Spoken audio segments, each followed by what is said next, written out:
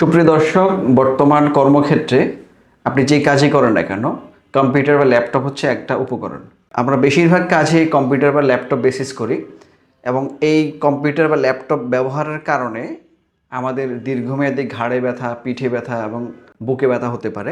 তা আমি আজকে আপনাদের সাথে এই কম্পিউটার ব্যবহার এবং এই আমাদের যেটাকে আমরা অফিস আর্গোনমিক্স বলি, এই বিষয় নিয়ে কথা বলবো।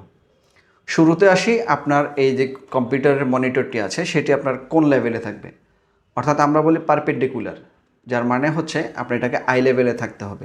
আপনার যদি মনিটরটা চোখ বরাবর হয় তাহলে আপনার ঘাড়ের এই সামনে ঝুঁকা বা পিছনে উঁচু করা এটা থেকে আপনি মুক্তি পাবেন। তো এই জন্য কী করতে হবে, যদি আপনি দেখেন আপনার মনিটরটি একটু নিচুতে আছে তাহলে নিচে কোনো ব্লক বা কোনো কিছু দিয়ে এটাকে একটু উঁচু করে নেবেন। আর যদি দেখেন যে বেশি উঁচু আছে তাহলে এটাকে একটু অ্যাডজাস্ট করে নেবেন। এরপর দ্বিতীয় যেটি করবেন সেটা হচ্ছে, আমরা এই যে মাউস ব্যবহার করি, মাউসটা সাধারণত আমাদের এই যে এই গ্রিপ সমান হওয়াটা জরুরি। অনেক সময় দেখা যায় আমরা খুব ছোট মাউস ব্যবহার করি অথবা অনেক বড় মাউস ব্যবহার করি, সেই ক্ষেত্রে আমাদের যে হাতের পজিশন সেটা অনেক সময় ঠিক থাকে না। যেন আমরা অনেকে এই পজিশনে রেখে কাজ করি বা আমরা এই পজিশনে রেখে কাজ করি, তখন হয় কি যে আমাদের এই রিস্ট জয়েন্ট অর্থাৎ কবজিতে ব্যথা হয় এবং দীর্ঘদিন এইভাবে করার পরে আমরা এখানে আমাদের কার্পাল টানেল সিনড্রোম বলে এ রোগে অনেকে আক্রান্ত হন। তাই আপনি আপনার এই মাউসটাকে আপনি আপনার গ্রিপের সামঞ্জস্য রেখে ব্যবহার করবেন। তৃতীয় যেটি আসে যে আমাদের টাইপ করতে হয়। অনেক সময় আমরা কি করি, যখন টাইপ করি তখন আমাদের হাতটা ঠিক এই পজিশনে থাকে এবং এখানেও কি হয়, আমাদের এই টেন্ডনগুলো ধীরে ধীরে টাইট হতে শুরু করে এবং আমাদের মাংসপেশি থেকে আমাদের জয়েন্ট স্টিফনেস তৈরি হয় এবং এখান থেকে আমাদের হাতে ব্যথা, অবসাদ, অনেকে বলেন যে আমি ঠিকমতো মুভ করতে পারি না, শক্তি পাই না, অথবা অনেকে ঝিঝি করা শুরু হয়। সেক্ষেত্রে আপনি কি করবেন, এই কিবোর্ডটাকে আপনি এইভাবে রাখবেন এবং হাতের পজিশনটা থাকে আপনার যাতে এরকম থাকে, এই বিষয়টা আপনি খেয়াল রেখে কাজ করবেন। এরপরে আমরা যে ভুলটা সচরাচর করে থাকি, আপনারা নিশ্চয়ই দেখতে পাচ্ছেন যে আমি চেয়ারের অর্ধেকে বসেছি।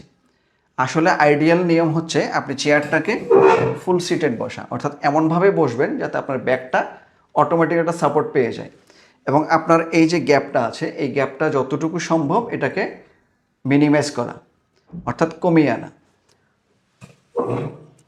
আপনি যখন ঠিক এই পজিশনে বসবেন, আপনি দেখেন আমার শোল্ডার, আমার এলবো এবং রিস্ট জয়েন্ট খুব সুন্দরভাবে অ্যাডজাস্ট হচ্ছে। ঠিক আমরা যদি এই পজিশনে কাজ করি তাহলে আমরা আমাদের শোল্ডার, ঘাড় এবং পিঠে ব্যথা থেকে মুক্তি পেতে পারি।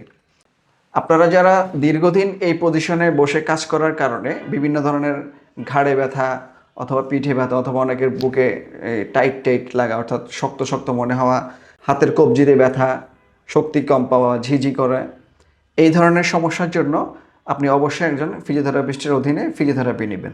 এই ধরনের দীর্ঘমেয়াদী ব্যথার জন্য আমরা ভিশন ফিজিওথেরাপি সেন্টারে বেশ কিছু চিকিৎসা দিয়ে থাকি। তার মাঝে আমাদের যে ম্যানুয়াল থেরাপি প্রোগ্রাম থাকে এবং আমাদের এই মাসেলগুলোকে, যে মাসেলগুলো টাইট আছে সেগুলোকে রিলিজ করার জন্য আমরা আকুপাংচার থেরাপি দিয়ে থাকি, টিকার থেরাপি দিয়ে থাকি এবং অনেকের এই সমস্যা থেকে আমরা বলি সার্ভাইকাল স্পন্ডালাইটিস, যাদের এই ধরনের সার্ভাইকাল স্পন্ডালাইটিস হয়ে যায় তাদের জন্য আমাদের স্পেশাল কিছু ট্রিটমেন্ট আছে, যেমন পালস ইলেক্ট্রোম্যাগনেটিক ফিল্ড থেরাপি আছে এবং আমরা ওজন থেরাপি ব্যবহার করে থাকি। এই কম্বাইন্ড চিকিৎসার মাধ্যমে একজন ঘাড়ে ব্যথা অথবা একজন অফিস ওয়ার্কার ব্যক্তি তার এই দীর্ঘমেয়াদী ব্যথা থেকে মুক্তি পেতে পারেন।